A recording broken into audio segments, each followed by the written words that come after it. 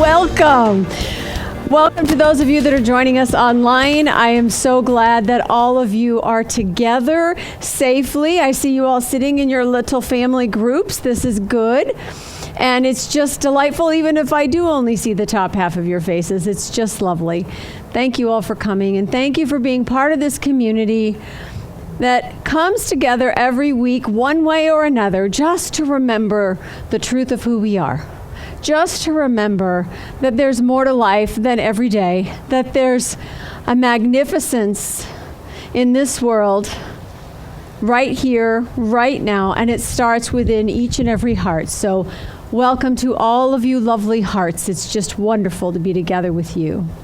I see you waving. That's good. All right, so this morning, our practitioner this morning will be Mary Breen. She's going to do our opening prayer and a reading for us. And as she comes up, I also want to thank all of you for continuing to contribute and support our community. You have several different ways you can do that. We do have baskets here tonight that you can drop something in on your way out. We also have the ability to give online, or of course you can always mail a check. We're happy to have your contributions because it allows us to continue to do the work that we do, and that is very important to us and to our community at large. So thank you for that. As we begin this morning, I'm going to invite you just to take a moment and take a deep breath and allow yourself to relax, to simply feel your chair wherever you're sitting. If you're here in the garden, your feet on the ground, the breeze in your face. If you're in your house, simply take in a deep breath of that sanctuary where you live. And as you do that, I turn this over to Mary to begin our opening invocation. Good evening. So yes, just allow yourself to relax and let go of the day, moving into the present moment, reminding ourselves there is one source. That source and supply is God, the divine, the wisdom, the love, that which connects us together when we're here and when we're not here. But we're particularly grateful tonight for the ability to be here, the sun shining, holding up that weather for us. And I know in this moment that each of us is in our perfect right place. Our perfect right place. Whether we are here right at this moment or we're watching through the recording later, this is the moment right here, right now, that we give thanks for our health, our wholeness, each other, our prosperity, financially, spiritually, and in love. And with that, we begin this evening. And so it is. I have a reading for us tonight. Most of us manifest a condition which could be called tunnel vision. We do not see people as a whole. We see just a fragment of a person, and our mind often interrupts and interprets that as we see a fault. Most of us were brought up in a home and school environment where the emphasis was placed on constructive criticism, which actually is usually a disguise for fault finding. On these occasions, when we observe ourselves repeating the same mistake with our spouses, our children, our friends, or even someone seen only casually, it may be helpful for us to quiet our minds, observe our thoughts, and become aware that being a fault finder is totally dependent on our past experiences. Evaluating and being evaluated by others, a habit from the past, result at worst in fear and at best in conditional love. To experience unconditional love, we must get rid of the evaluator part of ourselves. In place of the evaluator, we need to hear our strong inner voice saying to ourselves and others, I totally love and accept you as you are. As we reinforce our decision to be only love finders, it becomes easier for us to concentrate on the strengths of others and overlook their weaknesses. It is important that we apply this lesson to everyone, including ourselves. That means that we can also see ourselves in a loving way. Not judging others is another way of letting go of fear and experiencing love. When we learn not to judge others and totally accept them and not want to change them, we can simultaneously learn to accept ourselves. Thank you. That's perfect. Thank you so much. So tonight, I'm going to start at the end of my talk. Now, normally at the end of the talk, I call on you to some form of action. Here's a spiritual practice to try out this week. Here's something to focus on. Here's something to pay attention to. And I'm going to start with that tonight. I'm going to start with ask yourself questions. Here's what I want you to ask yourself. What are you talking about in your life? What tone of voice are you using? What nonverbal communication are you giving off? What are you listening to? Because you see, your whole life is a conversation.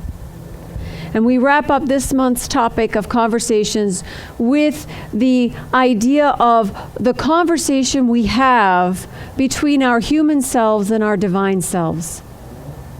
Between the parts and pieces that we are, or how we see ourselves, and the wholeness that we are.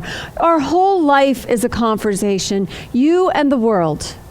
You and the God of your understanding, whatever that power of life is within you. The conversation you have between your mind and your body.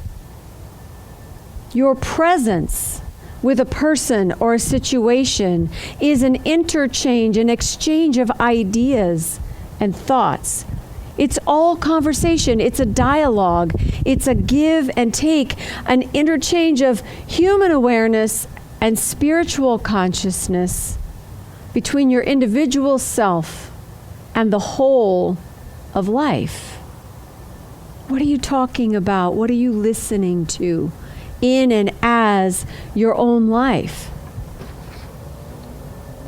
The word conversation started out in the mid-1400s to mean something very interesting. I did not know this when I started.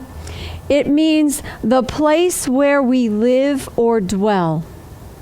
It meant the manner of conducting ourselves in the world, our habits and behaviors. It was a word that meant the way of life that we lived. And it wasn't until 100 years later that it began to mean the exchange of thoughts and ideas through the spoken word. I think that's fascinating. How we live. You know, there's a quote from Rumi, the words you speak become the house you live in. We believe in the power of our word. We believe that as we look and see things and understand them, that is the experience we continue to have in the world. So you have friends who are always looking for people to find fault or figuring out what's wrong or figuring out who's conspiring against them. And lo and behold, every time they look, they find it. And then hopefully you yourself or you have friends that look out into the world expecting good and seeing beauty and understanding the connection we all have with each other. And lo and behold, when we look for that, we find it. So there is power in what we think, and there is certainly power in what we speak. And we are always speaking, whether it's verbally or not. We are always in conversation, in relationship with the things around us or with the things within us. This dance we have between the spirit and the human part of us. And the word spirit comes from the same root as the word breath. And that's true in several languages. So inspire, to breathe into; conspire, to breathe together; expire, to get out your breath. And so when we tend to the spirit, we are to tend to our breath. In other words, we cannot take care of our spiritual selves without being aware of our physical selves, and vice versa. When we are human in this world, living and expressing, we are actually expressing the nature of spirit. It's all together. It's all intertwined. You think about the breath. Whether or not we are breathing is the measure of whether or not we are alive.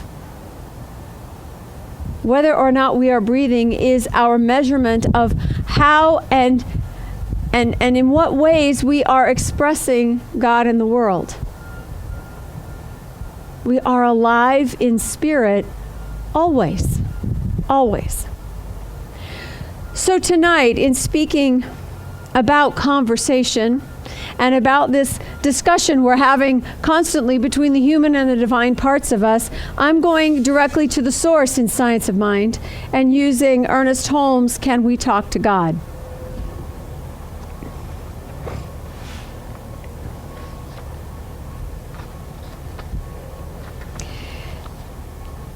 And he starts off by describing our idea of God and how it is shifting.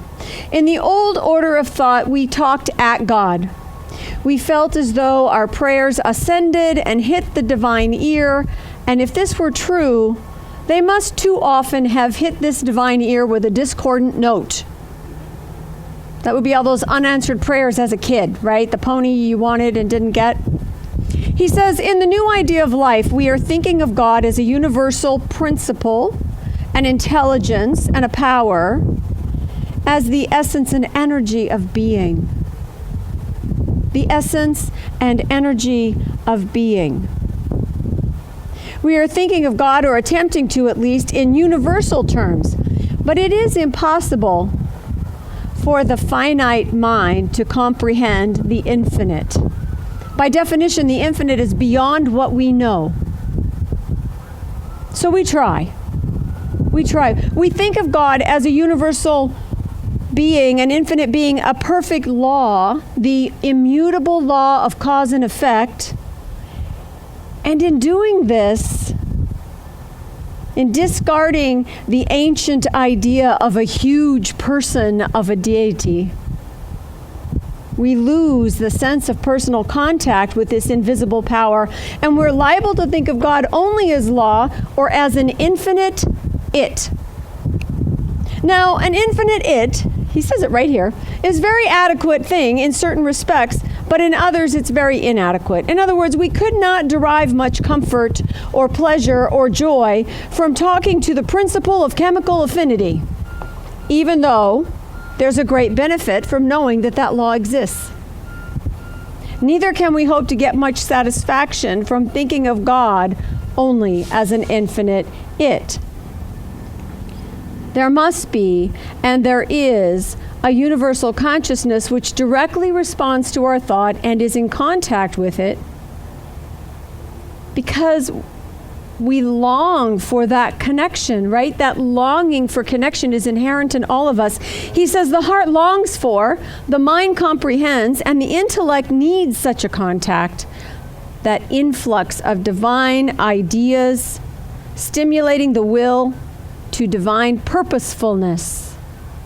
We crave our purpose. We want to know why we're here.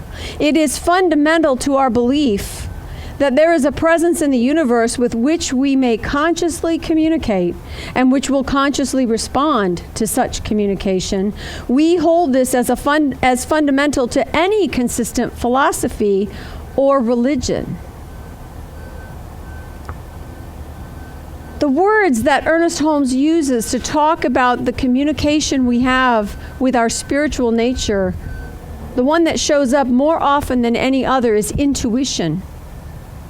He talks about intuition. He talks about the silent voice. He talks about the divine urge. He says our conscience can be considered the voice of God. It is the impulse in back of all of our constructive acts. And ultimately, to know ourselves is to know God, to know Spirit. So we're moving from an old idea of the huge person to an idea of an infinite energy of an essence of being that is orderly and harmonious and there for us. Not as a person, but as a presence. And that presence we call love.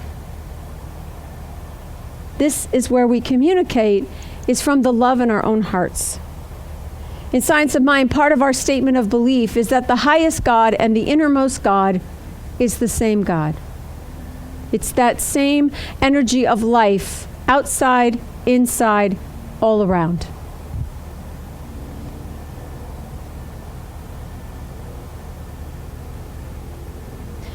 The thing is, we realize we cannot communicate with a God that is external to our own nature. In other words, in order to communicate, there has to be some kind of affinity. In other words, even with our pets, we make eye contact, right? Our tone of voice has an impact on how our pets behave with us, whether they're afraid of us or they love us or they come to us or they run away.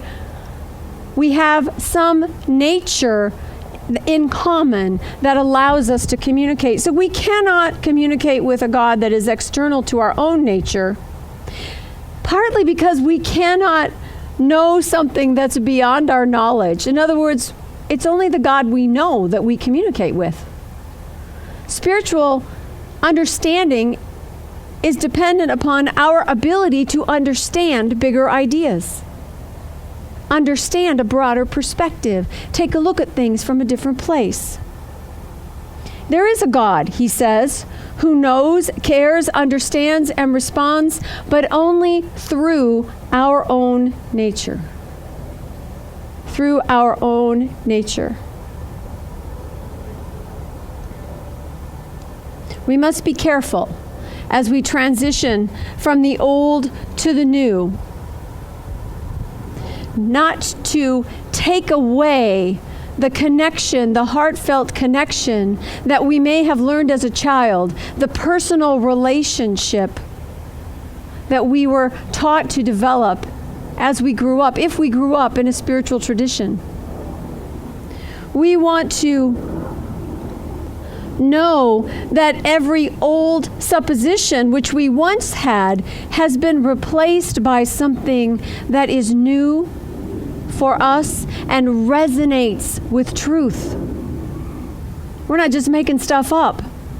It's got to resonate with truth. And that idea of a holy presence, of a holistic energy, of an infinite love is something that can resonate for each of us to the degree that we are open to it.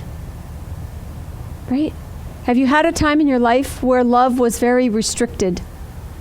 Where you wondered if you had any in your life, where you wanted it and didn't seem to see it?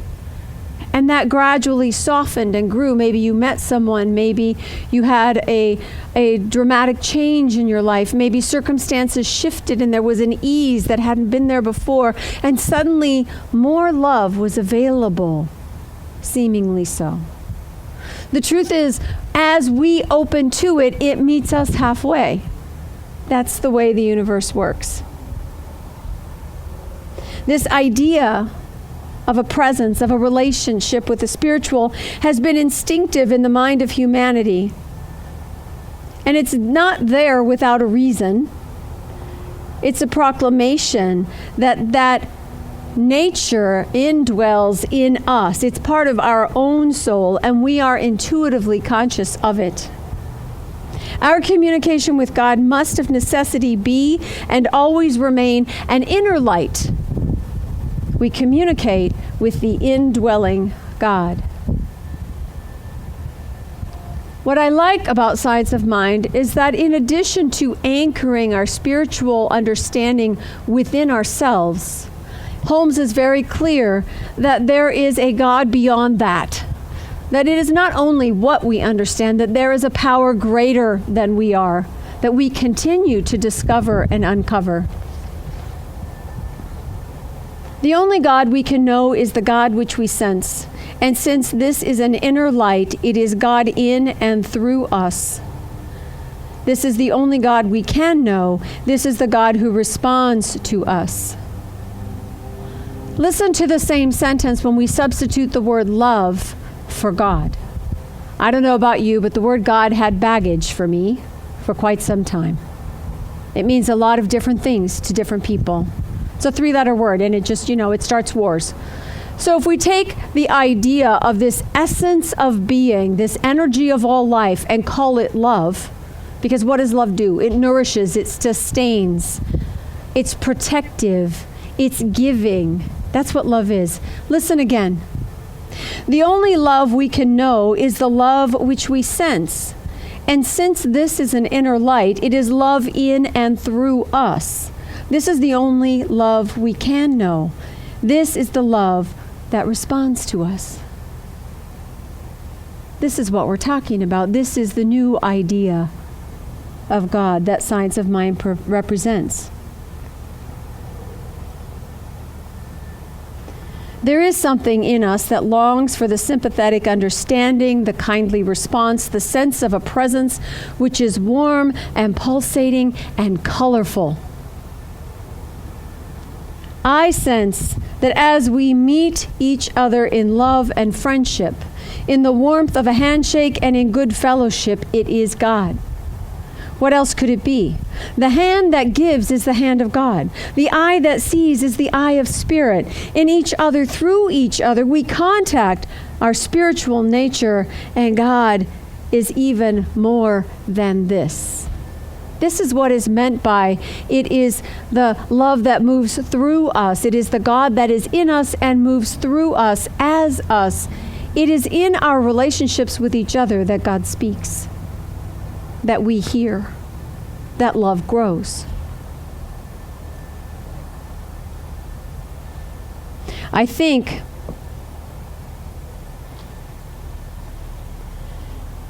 not before that, the poem.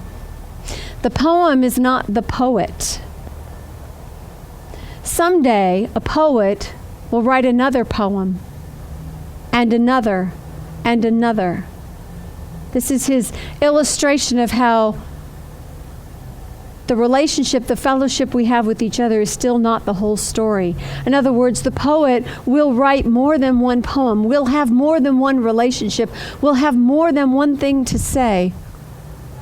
The poet, him or herself, is also a poem of spirit and will multiply and will expand and will grow. I think that as we contact each other, we are contacting a definite, direct manifestation of spirit. When we talk to each other, I think that God is talking to God. I do not think this is the only God there is.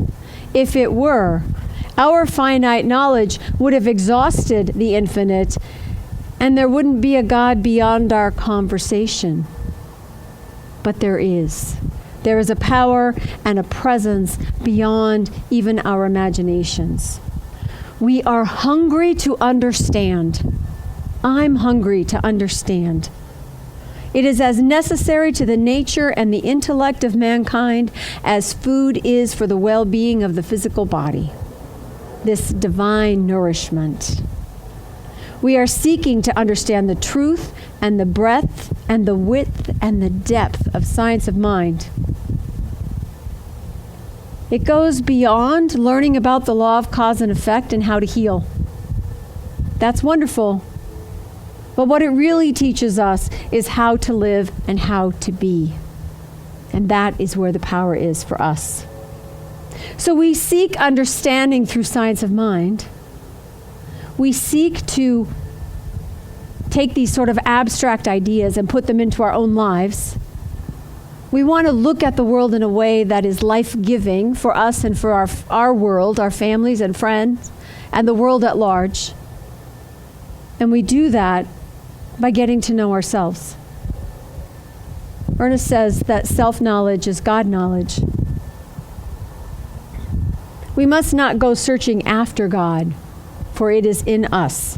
Therefore, we must penetrate more deeply into our own nature. And just as surely as we do, we will have a marvelous experience. There is something within us that we have never even dreamed of. And this is the place where we meet Spirit.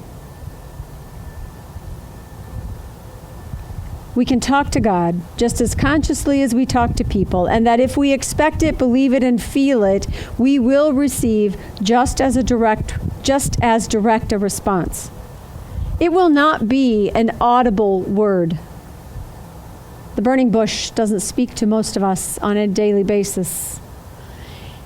In this world, the audible world is placed in the mouth of individuals.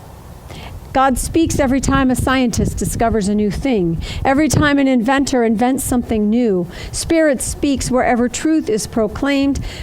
Spirit is speaking.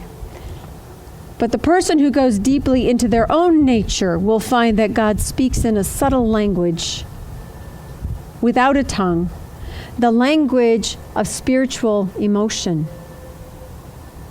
Where we meet our spiritual nature is when we are open to our intuition, our senses, the way we feel, our instincts. Sometimes we call it conscience. Sometimes we call it a hunch. Sometimes we have a vision or we have a dream. It really doesn't matter what we call it, as long as we recognize it for what it is, the voice of the divine from within. This conversation is always happening. Do you know how you do in a crowded room, though, when there's a lot of people talking and you really don't hear any of the conversations? All you hear is sort of the noise level, right? Or if there's somebody that you want to talk to, their voice will carry through all that other noise so that you can hear it. It takes practice to be able to hear the voice of Spirit. We have to be looking for it. Remember, if we're looking for it, we find it. If we're listening for it, we'll hear it.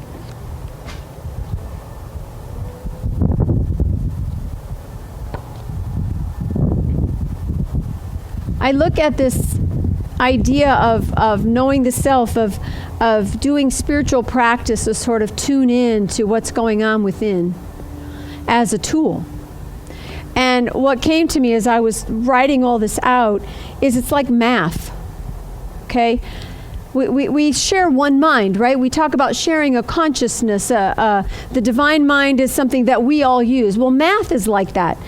Anybody can use math, right? It works this way. You learn it, you use it for the purpose that is personal to you. Right? The chemist uses it differently than the architect, who uses it differently than the engineer, who uses it differently than the 8th grade student or his grandfather who's sitting at the table with him trying to help him with it. Right? We use it to our own personality, our own personhood. And the one mind is like that as well. This ground of our being, this love intelligence that we are, is used by us, each of us individually, but we're all using the same thing. We're all part of this one consciousness. It's always, everywhere, present.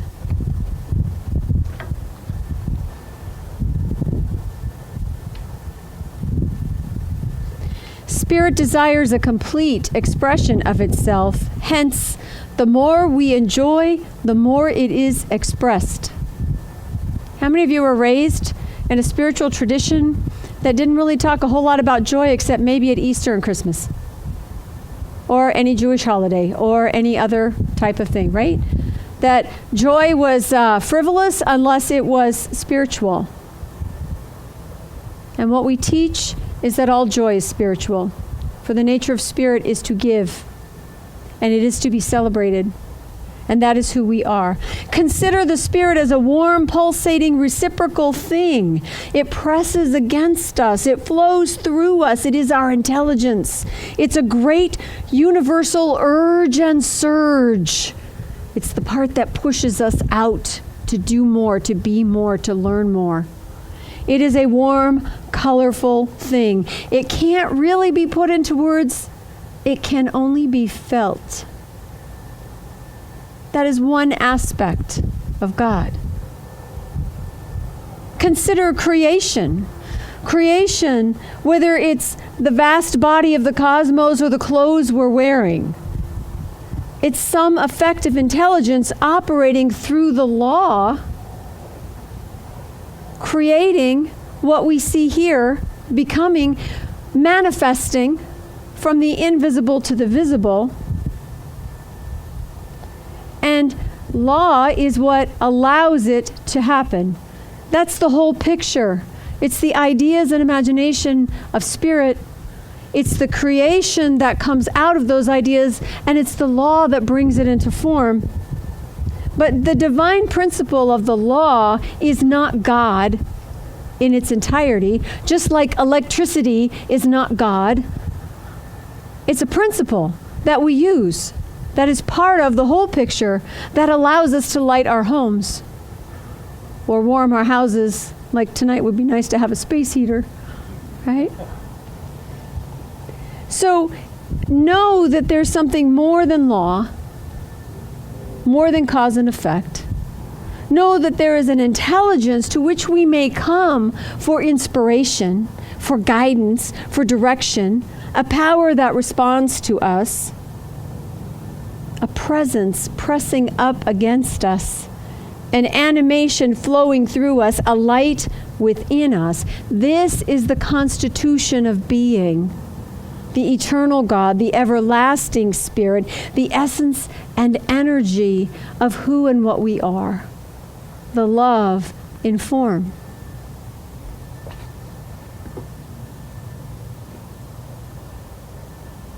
The whole life is a conversation. And so I remind you of that you are in relationship all the time with yourself, with your heart, with your mind, with your words, with your friends, with your family, with your greater world, with everything you do. Ask yourself, what am I talking about? What am I listening to? What is the tone that my presence brings into a relationship or into a situation? Is that what I want? Am I being who I want to be? How can I speak truth?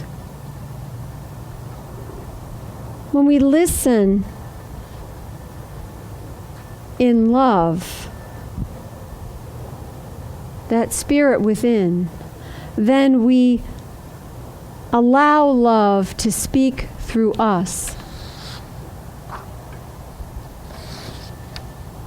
Ernest Holmes says, you and I are surrounded by a presence which is God the Spirit, and a power which is God the law, and these are the two great realities. The presence we may talk to, and it will answer.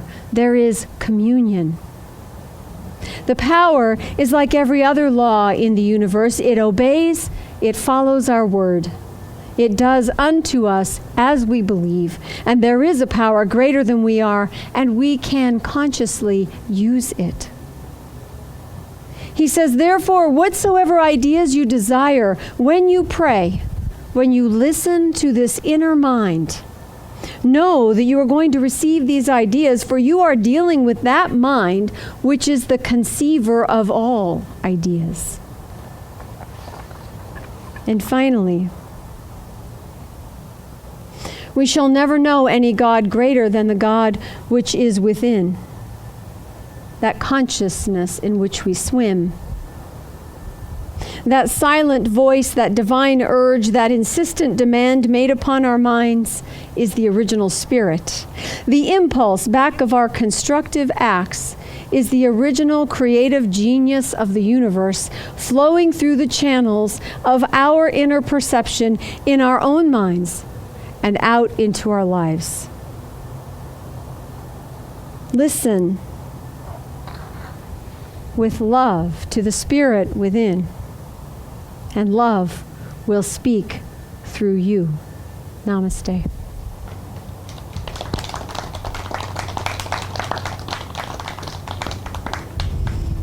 I invite you to join me in a moment of prayer.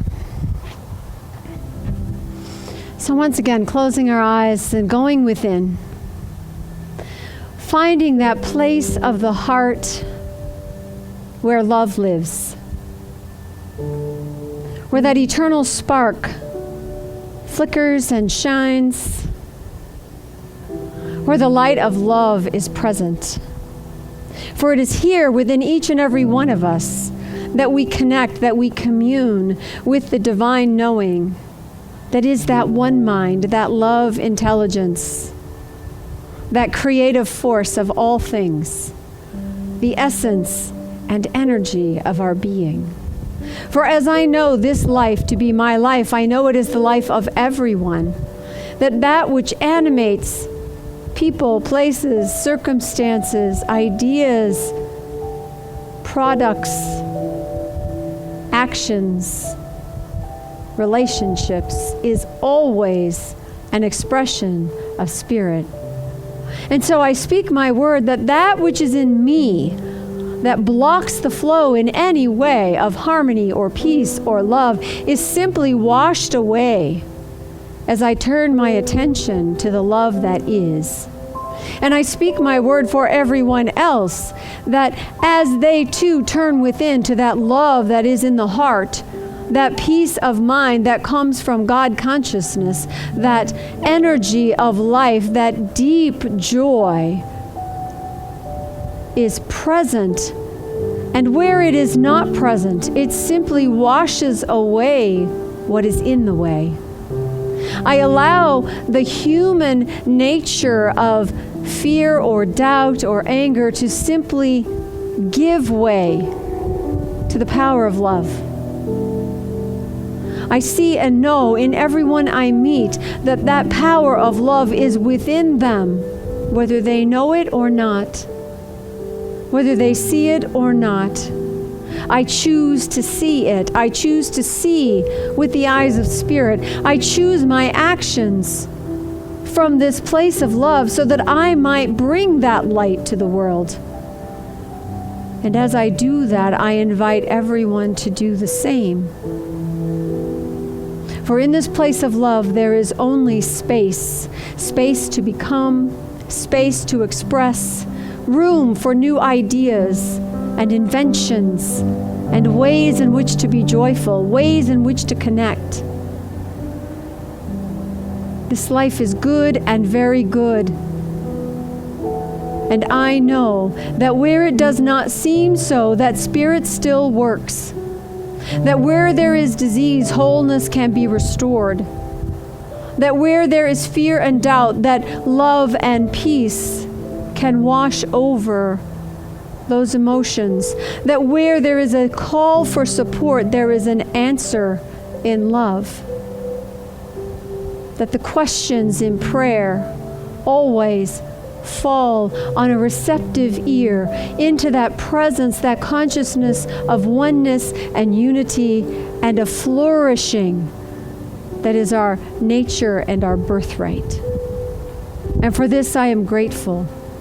Grateful for the gifts already received, for those yet to be, for all that which is becoming that brings us into harmony and alignment with the one love that is the truth of all, the essence of our being. And I simply release my word into universal law, for I know the law acts as I believe and as I speak. That in the mind of God perfection already is, and that it is all good, for it is all God. It can only unfold in time and space perfectly, for that is the nature of life, and all is well, and so it is.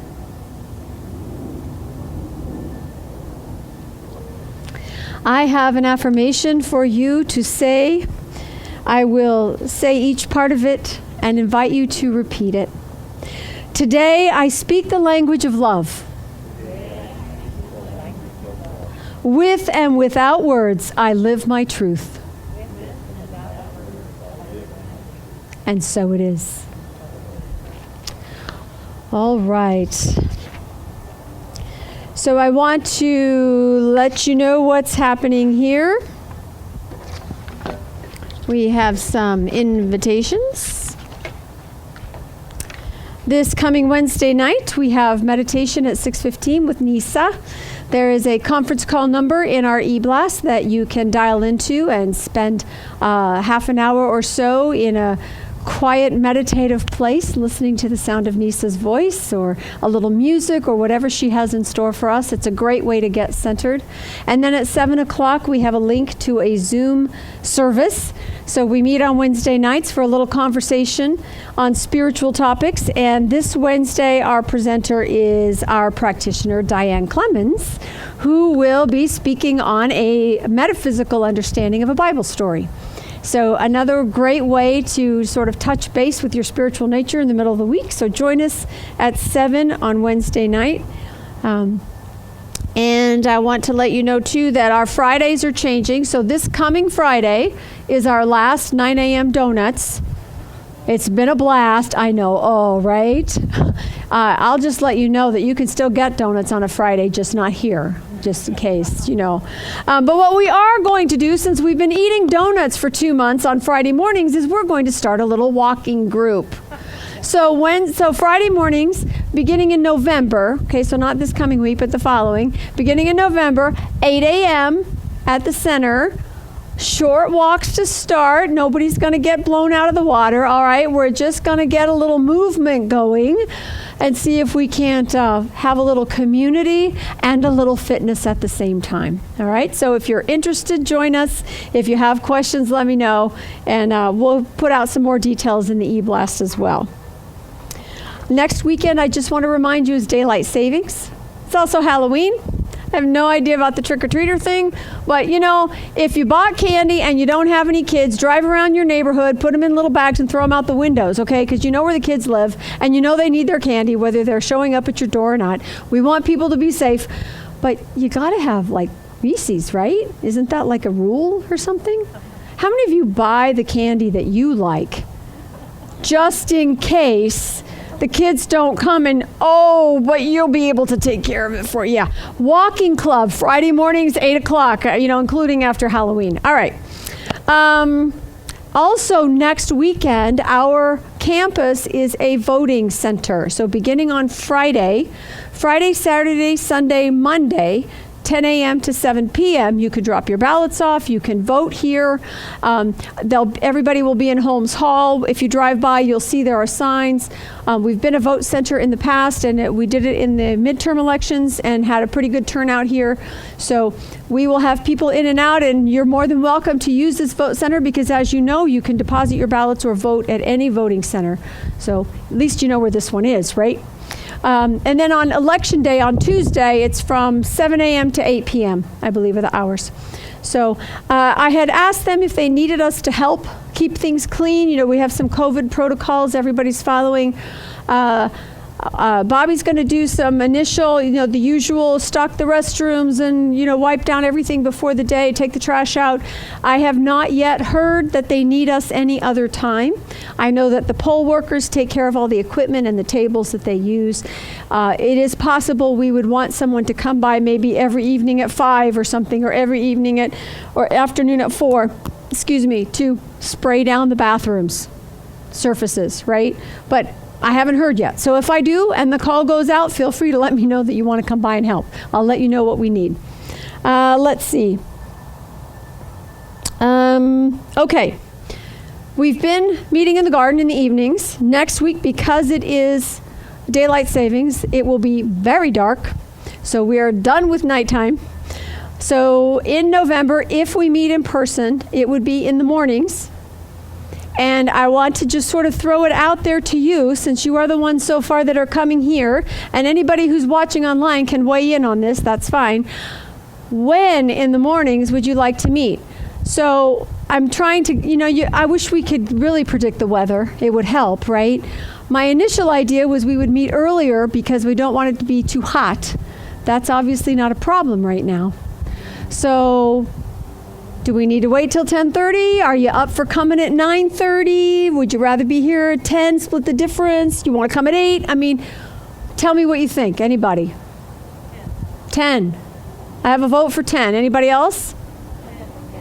Lots of 10s? 10 o'clock sounds good. All right. If it turns out it's too hot, we'll adjust. If it turns out it's too cold, we'll adjust. But we'll plan on 10 in 2 weeks. Not next week, but the week after.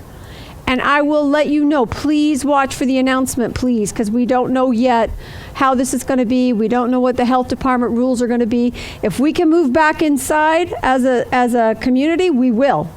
All right, that just kind of takes care of the weather problem right there. But we have to be safe. We want everybody who comes to feel safe. All right, any questions on that part? All right, so one last thing. I want us to say our prosperity affirmation, but before we do that, I want to let you know this is the time of year when normally we remind you that you want to get your end of year contributions in. And we will probably send you something to remind you of that again. But I bring it up this week because one of the things that happens at this time of year, besides the holidays, is that our tax bill is due. We do pay taxes on our property. It is a chunk of change. We welcome your additional contributions to help us make that. We have been able to pay our bills and stay caught up all along the way throughout this whole pandemic. And I'm sure we will continue to do so in the future. But I do ask you, if this is a good time for you, it's a really good time for us if you would like to throw some extra in that donation basket so that we might easily and effortlessly pay our taxes on time and still have some left over to live, just like you want to do at home, right? All right, so just know that. And say with me our prosperity affirmation. Divine love through me blesses and multiplies all that I am, all that I give, and all that I receive. I am prosperous now. Thank you all so much. And remember, until next week, you are loved.